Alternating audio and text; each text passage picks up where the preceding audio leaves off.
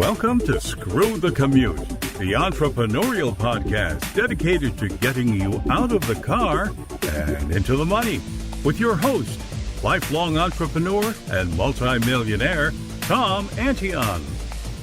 Hey everybody, it's Tom here with episode 802 of Screw the Commute podcast. We're here in Vetpreneurs Month, and we have a guest that I think is a record holder with us now. This is his fourth appearance here. His name is Steven Kuhn. This guy, I met him through the military stuff, and he's got deep-rooted beliefs in building trust and rapport. He's got this HIT method, honesty, integrity, and transparency, and you know we're all about that here. And so we'll bring him on in a minute. Now, I hope you didn't miss episode 801. That was hiring a podcast booking agency, pros and cons. There's massive upsides to being a podcast guest. You're introduced all over the world to hundreds of thousands of people with warm introductions. I got a course on it at screwthecommute.com/great podcast guest. I mean, I've been on over 1,000 shows and been invited back as many as 13 times. So I teach you how to do that. All right, let's see. Make sure you pick up a copy of my automation ebook at screwthecommute.com/automate free. You will thank me for it because it'll save you hundreds or thousands of hours into the future in your career. So you're not fighting with your computer. You're taking care of prospects and customers and developing products and services. That's where the money is, not fighting with your computer. So pick up a copy of that at screwthecommute.com/automate free and follow me at Digital Multimillionaire on TikTok. All right, let's get to the main event. Steven Kuhn's a decorated U.S. military combat veteran. He's been handpicked to consult with some of the most influential people in the world, rock stars, singers, actors, business leaders, and politicians. He's got a real niche he's grabbed on now he'll tell you about. And he's a best-selling author of the critically acclaimed book, Unleash Your Humble Alpha. And Steven, are you ready to screw the commute? Mute. I am indeed. What's up, man? Haven't talked to you for a year or so. What's happening? You Man, moved, the whole right? world's changing. Well, the whole world's changed in 1 year for me, my man. A lot of changes. Changed countries. Changed my whole way of being. It's incredible. Well, they kick you out of Hungary, or what? What's up? Pretty much. Yeah. I ended up in Turkey now. So How does one make that decision? What prompted that? Well, I divorced from my second wife, and there's not really anything going on in Hungary. I work remote anyway, and I met an amazing woman who I married, and I moved with her where she was living, which was in Turkey. So it's my 10th country, Tom. So it isn't like I have any challenges of going anywhere different. Exactly, So, you're screwing the commute, man. You're exactly. Yeah, you're the exactly. quintessential digital nomad. Cute king. Yeah. Now, do you have to have a special visa, or since you're married to her as a citizen, what's the deal with that?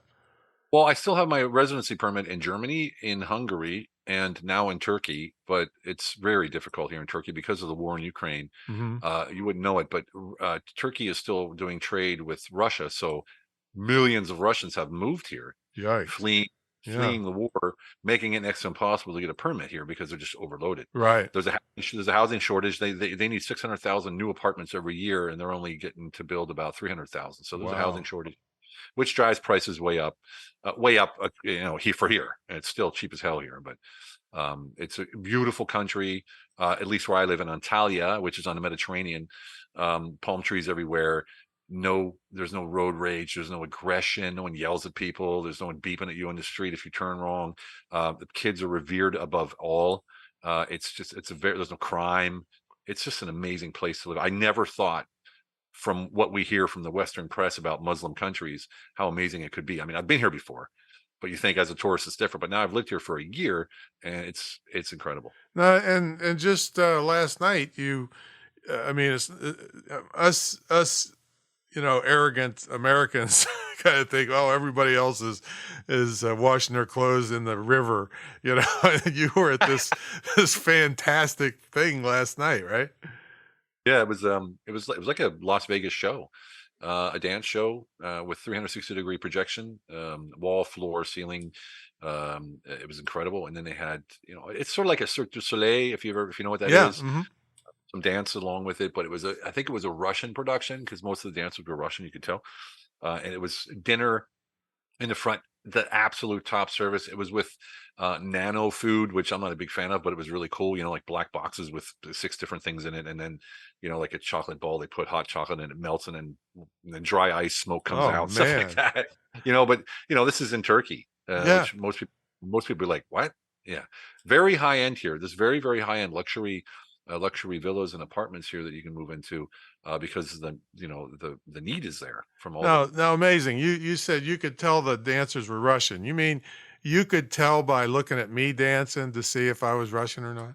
It wasn't because of how they dance. It was because of how they look. so, let's take you back a little bit before we get into your what you're doing now. You joined the service, I believe, in '86, and served in Iraq and got a Bronze Star. So bring us up through that, and then there were some dark times, I understand, in your life. Dude, my whole life was full of dark times. Goes away. Yeah, I was growing up, I grew up in Pennsylvania, and, got punched in the face by my first stepfather when I was 6 years old because I kissed him goodnight on the lips. Oh man. And that was like my first experience with that. And then, I was like 14 or 15, stepfather number 3 or number 2, number 3. I think he was number 3, stuck a gun in my mouth.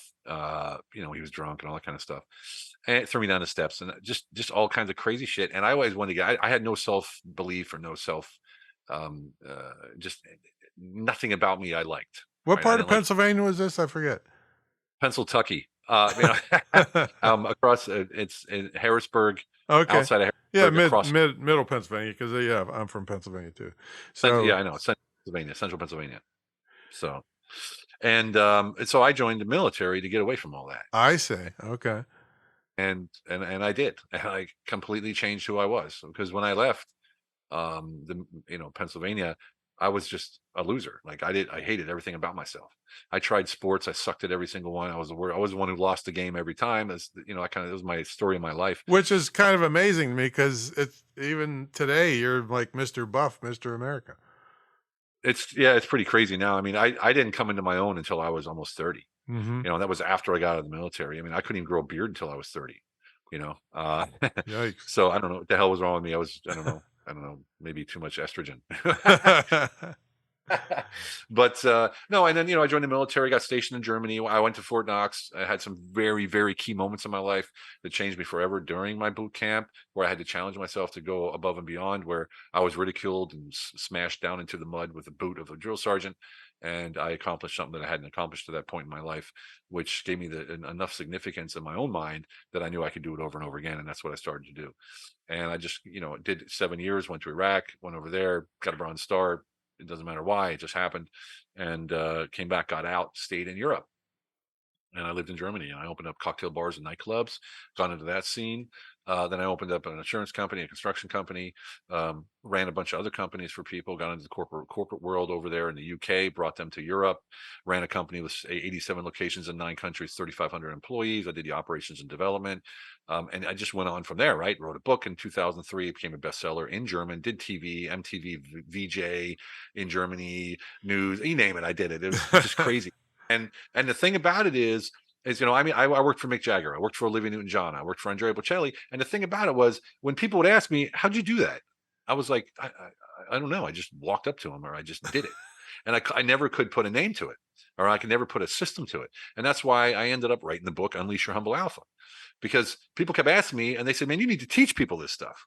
And so I basically, with my co-author Lane, we talked, I don't know, 24, 34 hours in total on video. And we had an editor distill it all. And then I made models out of each part of my life that were repeatable and teachable. And so now we have 5 core models in Unleash Your Humble Alpha. And at each chapter, at the end of each chapter, there's exact action steps to get the results that you need to follow those models in your own way. And it's become so popular that it's now even college curriculum and university curriculum in America in some universities, which blows my mind because I'm about as academic as a piece of paper. It's like I'm not the academic kind of guy. And so that sort of led me to today, where I've done so much, Tom. I could sit here forever, but I 2008, um, I was homeless in Berlin, Germany, and I had an episode where I pulled the weapon out of a police officer's holster and attempted to end my life. And she stopped me, and one thing led to another. I ended up in a monastery in Austria, where I spent a long time finding out who I was, what I was about, and why I was even on this planet. And that's where I restarted my life again. In 2008, I was 41, 41-year old. Oh, Jesus, I'm old. And Shut up. was Shut up. I don't want to hear it. and then that's when I went back to Berlin after the monastery. I spent a year there, and then I went to Hungary, and did there, got some kids, had Well, some what was kids. it like at the monastery? I mean, was it like the old kung fu movie, No, Grasshopper? no, no, it wasn't that kind of monastery. It was a Benedictine monastery, so it's Christian monks. And the thing that's specific about the Benedictine monks is that they meditate and they chant. So it's sort of like almost like a spiritual religion more than it is Hmm. a structural religion. And I thought that was quite interesting. And the where I was, the monastery was the longest um, continuously open monastery in all of Europe. It's been open for God how many hundreds of years. Even during the world wars, it never closed down. There was 80 monks there, ranging in age from 21 to like 92. Wow. Yeah, and it was incredible. It was like, Are you they know, celibate like Catholic priests and stuff? well, they're supposed to be. Yeah. Uh, well, they get 3,000 euros a year to go on vacation for 7 days. Oh boy, yeah. And I talked to the one. He goes, "Yeah, I rent a Ferrari, and then I go down to Spain." And it's like, hey, not really what I expected, but Yeah, really. most of those monks, a good 70 to 80% of those monks were all in their 30s and 40s when they became a monk. Oh, I see. Yeah, one guy was like this famous banker, and this other guy, he had like 6 businesses, and it was this other guy had a wife and kids, and all this stuff, and they became monks. And I know why, because when I went there, it was the most incredible feeling to know who you are every day, all day. No distractions. I had no cell phone, no laptop. I had no access to the outside world. I had access, but I didn't use it to the outside world. Didn't tell anybody where I was. I just was there for me, and it was freaking incredible. I didn't want to leave. I Wow. really, yeah, I didn't want to ever go back to society again. It was just such a bliss. When you're centered like that, everything's okay. Doesn't matter what happens, everything's okay. Nothing excites you as far as are urgent or scared or worried or nothing. It's just everything's a joy. Amazing, amazing time. I just got to ask you, did you work out during that time? I did not. I put on weight actually because they served 3 amazing meals a day. Oh, I wish I could use that as an excuse. Yeah. Oh, I'm meditating. I gained 28 pounds yesterday. Yeah, I was exercising my mind, I guess. Okay. All right. And so you said you didn't want to leave, but you did. Yeah, I left. I went up to the mountains for a little bit alone. My buddy took me up to his little cabin he has in the top of the mountains in Austria near the snow caps, and I just lived up there for about 2 weeks to sort of figure out what I wanted to do next. And some things happened to me up there when I was alone that sort of showed me that what's possible in the world, and that we're all one, and that we're all connected. And I know it sounds hokey and esoteric, but that's how it was at the time. I'm not that extreme anymore, but at the time, it was very important to me to be able to find that out. That I'm sitting in the grass on the top of this mountain meditating, and a deer. I open my eyes, and a deer is laying with its back touching my leg. Oh, man. That's sort of how one I was with Wow. I don't know, the world, the universe, nature, whatever you want to call it. And the funny thing was, is that when I opened my eyes and looked down, I wasn't startled, and I wasn't like, "Oh my gosh, look, a deer." It was just like, of course, I would have you know. shot him. Well, dinner, That's it. dinner. Yeah. Dinner Back in the for. day, man, I'd have been all over that. I just choked it right there. Oh, man. Yeah. So you came down off the mountain, and then what? That's I when went back to Berlin. I went back to Berlin, and I worked with people and helped them clear their blockages and their emotional worries and strains and issues for about a year. And then I started being hounded by these clients, these people who I helped. They always wanted more and more and more and more. And I had a download from the universe that said, you can treat them 3 times and that's it. You can talk to them 3 times and that's it. And so I kept my promise to whoever told me to do that, the universe. and they would threaten themselves with suicide and ring my doorbell at 6 o'clock in the morning, 3 o'clock in the morning, 4 o'clock in the morning, all kinds of stuff. And so I took a job offer in Budapest and left like overnight. Wow. I went to Budapest and ended up staying there for 13 years. Man. Now, it's hard to be you, man. I mean, you're like a rock star. No, look, Tom, people say that all the time. And, I truly give off the wrong impression. Everyone thinks, oh, Steve's got it all figured out. He's doing this, he's doing that, he's all over the world. Da da da da. I don't, man. Every day is every day is a grind. Every day. Okay, I don't work that hard. Don't get me wrong. But every day, I'm thinking like, okay, what's next? What do I need to do? How do I need to form this up? How can I take care of my family? 2 families.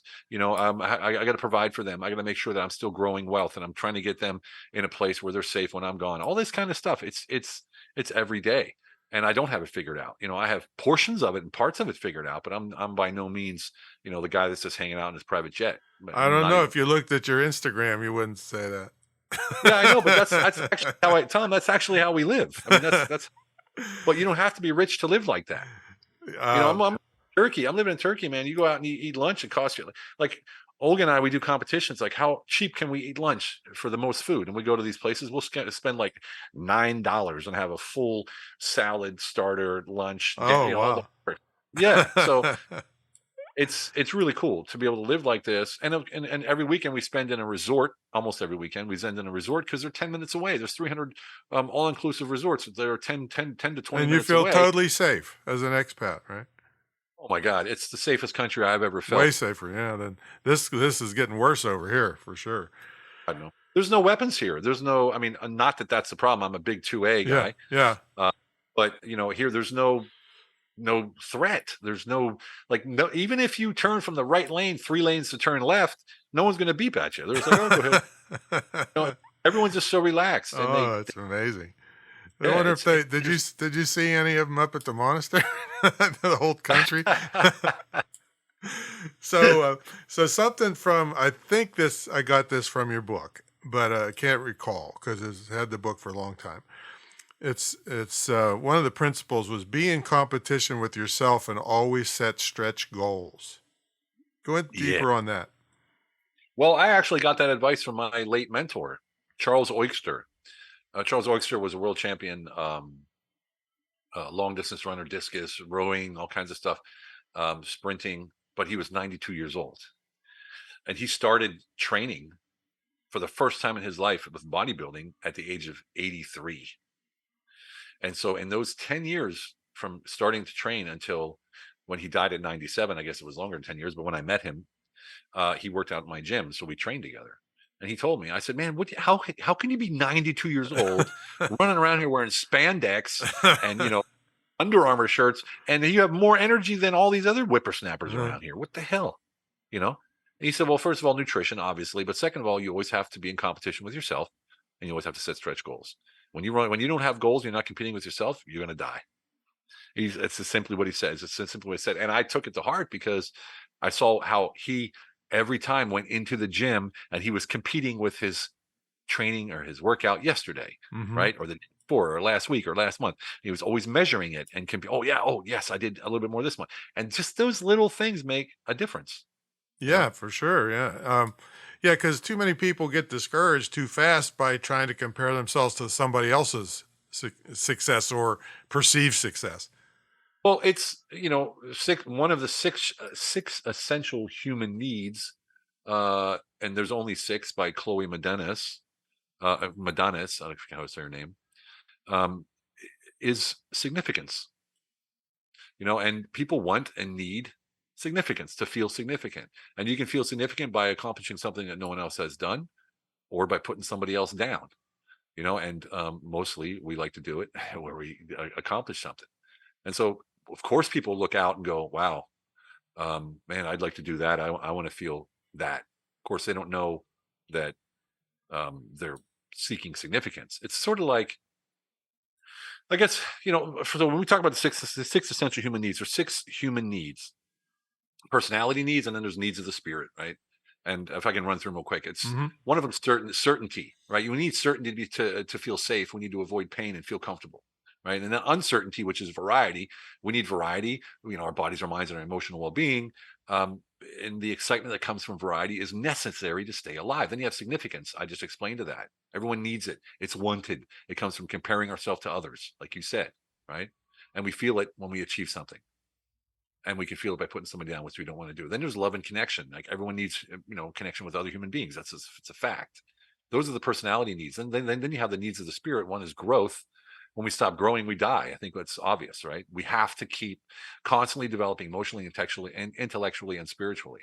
Then, of course, there's contribution, which means we go above our own needs and give to others. They're the only 6 essential needs of a human being. And if you can look at it this way, any problem on the world that has to do with humans, which is basically any problem on the world, can be solved by looking at what the person in front of you is missing from one of these 6 needs. And let's give me an example. You have a guy at work who's acting out, right? He's trying to get attention. He's loud. What's he seeking? He's seeking significance. So what do? As a leader, you give him significance. You give him a public praise that calms him down. He's feeling good. Then you have someone who's pulled back and they're sort of like hanging back, maybe a little shy. Well, they're looking for connection. They need connection to feel like they're part of the team. So what do? You take a little more time. You talk with them personally and you bring them into the team that way. And once you know these 6 essential human needs, man, you can solve any problem with the person in front of you. See, my trouble is with the guy that's making too much noise. I'd say, okay, here's your significance and here's your certainty. I'm going to fire your ass if you don't shut up. I guess that's not the greatest. It's funny because that's how most leaders. That's how the leaders do it. Exactly. Yeah, exactly. But what I learned when I was in the corporate world and I was running a club in Zurich and I had an international staff, is that a lot of times I would feel like that. And then I'm thinking like, wait a second, did they even understand what I meant? And if they didn't, that means I didn't communicate it correctly. So I always went back to me first. Am I communicating the way that they understand in their language, not in my language? Mm-hmm. A lot of leaders say like, no, you listen to me. This is how I talk. This is it, blah, blah, blah, blah, blah. And I was like, okay, wait a second. She's from Portugal. He's from Brazil. Maybe I didn't explain it. And how did you understand it? I'm like, we understood this. I'm like, oh, damn, no, I didn't mean it like that. I meant it like this, but I didn't get a confirmation from that. Right. And I was like, okay, they have to understand me because I'm the boss. And so over time, my style changed to that of nurturing. Right. And these teams that I formed all over Europe in these 9 countries are to this day good friends. Very good friends, people that I can count on when I need something, people that will do stuff for me. I do stuff for them. And that's because I nurtured them to people and I brought out what's the best in them, which is what I do now with my clients. See, I think the trouble, one of the troubles with the leadership generation now that's older is the generational gap. Like somebody says, well, time is fluid. I don't need to show up right at night. I'm like, if you're not early, you're late. I'll kill you. Time is fluid. Time is fluid. Yeah. Well, I'm like, okay, time is fluid. Then pour your ass into a glass and set it down on a table. Then it's not fluid anymore. It's static. Yeah. So I think the leaders now have to balance that because these younger generation is just like I had one on the phone, some expert in Gen something. And she's the one that said, time to ask Tom is fluid. And I'm saying, you mean if I got a store, I got to put a sign on the door, open 9 a.m. Maybe if it depends, 9-ish, 9:30. So it's hard. It's very difficult for me. How did she answer that? She said, well, maybe that's not the right person you're hiring for the job. Well, you're right. So tell them to go. Yeah, I guess she nailed that one. Yeah. Huh? So yeah, I don't know. When I run into some people like that sometimes as well, and it's funny how cocky they are. Yeah. Absolutely. Yeah. I had a guy on the phone the other day. We ended the discussion. It was just worthless. It was like, I'm not even going to get into it. And that's the beauty of being self-employed and doing your own business and that kind of stuff is you don't want to deal with somebody. You say, bye. Exactly. I've said that for years. I only deal with people I like and all this, pronoun crap. Oh my God. I mean, that's one of the things I like about Turkey as well. They don't even play that shit. Yeah, exactly. Don't even try. Don't even pretend. Don't even act like it. Hey, speaking about countries, very traditional. Speaking about countries, you still going? Wasn't it Peru? You'd make a trek every every year. What do you do there? Plant medicine. We do ayahuasca and San Pedro. Ayahuasca is the feminine plant energy, and San Pedro is a masculine plant energy. We work with that in order to, first of all, the feminine energy is a holistic. As you know, women like to talk and visualize and see all kinds of things. And then you have the masculine, which is the San Pedro. That's the action oriented, getting stuff done. So in the evening, at night, at about 9, 10 o'clock at night, you take the ayahuasca that puts you on a journey of visions and ideas and thoughts and things that you want to do and see and all this kind of stuff. The next morning, you work with San Pedro, and that takes all that information and puts it into action, which is where the title of the book came from, Unleash Your Humble Alpha, the couple, my company. That's where Lane and I met. He came to one of my retreats, and we ended up working together for 4 years. That's where I've met some good friends. It's where I've come up with ideas and TED Talks and everything just through the plant medicine without any effort at all. And so we do that with groups of people. Last time we went in a group, it was almost all military veterans. We had Israeli, Kuwaiti, British, American, and German. It was the coolest thing because we were all soldiers, but in different means and different generations. It was amazing. Yeah, wow. So we got to take a brief sponsor break. When we come back, we'll ask Steven what the typical day looks like for him, if he has a morning routine, how he stays so buff, and, and grabs all the gorgeous women out of every country he visits, that kind of stuff.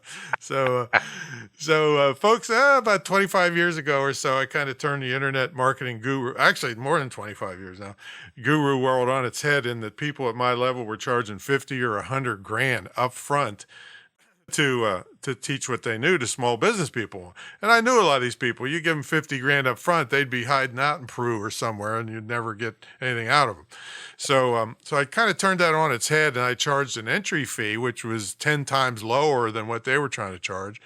And I tied my success to your success. So for me to get my 50 grand, you have to net 200 grand. And guess what? People like this. They knew I wasn't going to disappear on them. And 1,800 students later, and all these years, it's still going strong. It's the longest running, most unique, most successful ever in the field of internet and digital marketing. And also, as part of it, you get a scholarship to my school, which is the only licensed, dedicated internet and digital marketing school in the country, probably the world. And you'd be doing a great favor to young people nowadays, because the four-year colleges are total. I mean, they'd be in jail if they weren't colleges for the way they're dealing with textbooks, and the tuition is 8 times the cost of living, and just crazy stuff that they're doing, and all the crazy classes they make you take.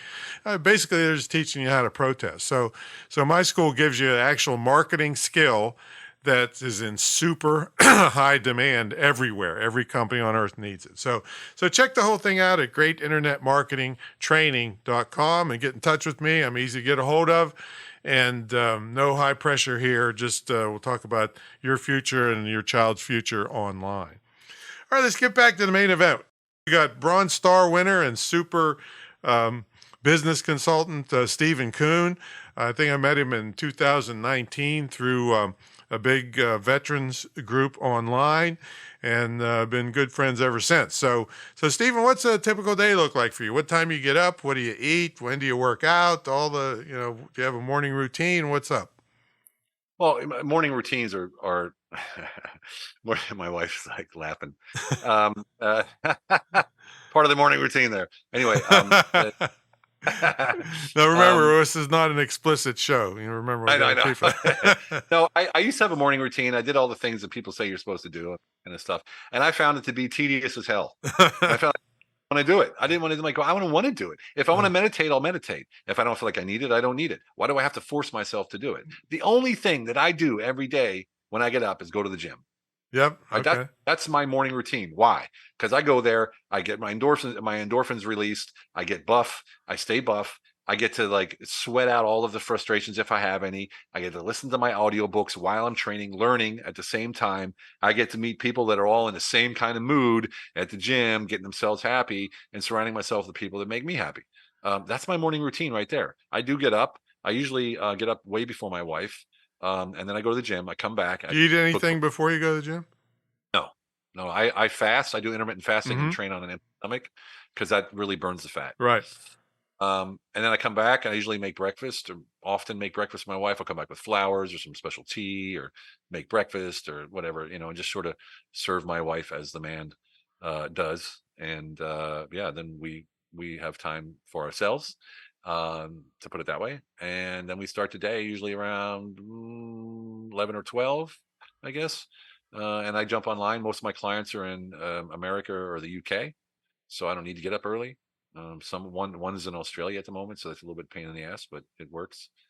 And we close out the day always together. So we always conscious moments together. We talk everything out, open and honestly, every frustration, every fear, whatever it is. We're completely open and transparent about it, and that's a big part of our day because we communicate everything we feel in the moment we feel it. That's HIT.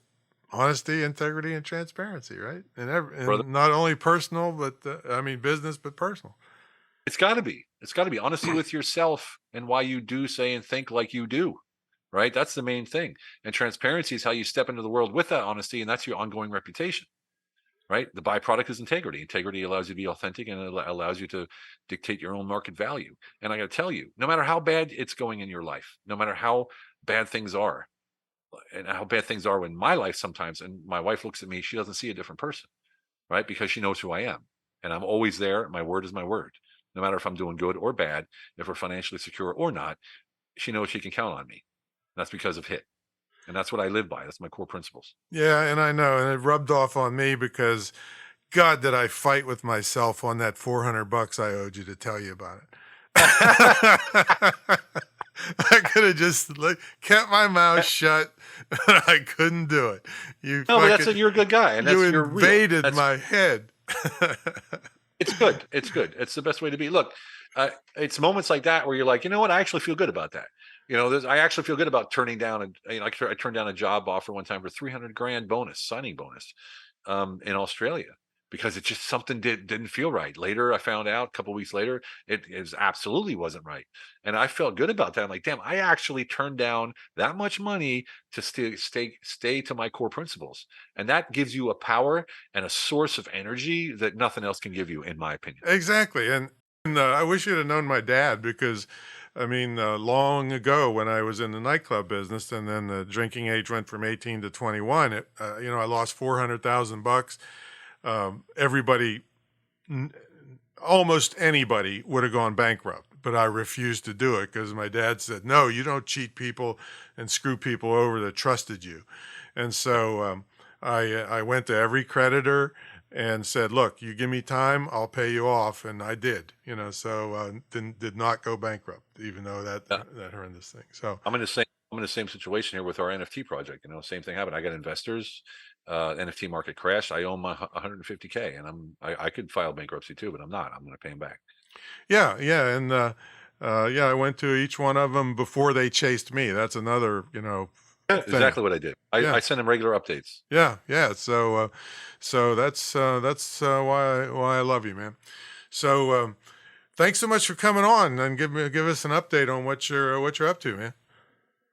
Well, what I'm doing now is it's my mentorship and my coaching and my advisory and consulting. It morphs into everything. But what I've realized is that the people that I've worked with the most that have the true power and the best results are men between 25 and 35 who don't have children.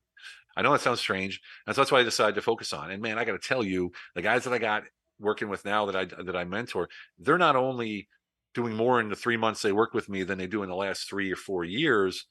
They're becoming business partners with me because I've formed them into a way. I've shown them what they're capable of. I've helped them realize their capabilities and their how good they are at these things that they specifically do. And then I use them in my businesses, and I'm giving them equity in the, two of them equity in my business, in a different business that I just, picked up in America. Cause I do some M&A as well, mergers and acquisitions. Now, are these people that don't want to have kids, or they just haven't found the right person to get with? Yeah. Have kids. They haven't found the right person yet. Well, guess what? Over here, the big complaint from the women is we can't find any decent guys because they can't even change a tire. They're okay to go fabric shopping with. That's part of the issue. The other part of the issue is the women don't want real men. The women want men, traditional men, but they don't want to be traditional women. So yeah. A lot of the women in America are not traditional women. They don't want to be traditional women, but they want a traditional man to take care of and pay for everything and do everything for them. Yeah, I think And there's a term going around called passport bros. Did you ever hear that? no, Yeah, that's where these guys in the United States are going to other countries to find uh, traditional women. oh yeah, So yeah, they're called yeah. passport bros. I Yes. didn't. I didn't. My wife happens to be from Ukraine. Right. Uh, I didn't choose her because she was from Ukraine, but they're very traditional in the way they think, man and woman roles. Even though she earns more money than I do, she still wants me to be the man of the house and actually forces me to be the man of the house. It's refreshing to be able to step into that role and then absolutely have to own it. Yeah. You know, Yeah. it's a So how do people how to get in touch and learn about your programs and all that? Well, the program is simple. You work with me for 3 months, and I bring you to a place you haven't been, and you're gonna come out the other side someone who you never knew existed. Number one, you can write me on Steven at humblealpha.com. Visit the website humblealpha.com. It's easy. Steven with a V at Yeah. humblealpha.com. Simple. Humblealpha.com. Steven at humblealpha.com. And uh, if you owe him, he's so filthy rich. If you owe him $400, he'll never respond to you. So he doesn't want to. He doesn't want to be burdened with that kind of extra wealth coming at him. How I missed that because I do not let money disappear. Oh, you did with me, man. No, that's so strange. Yeah, well, that's all right. So we're going to get that all squared away. So yeah, it's always great catching up with you, man.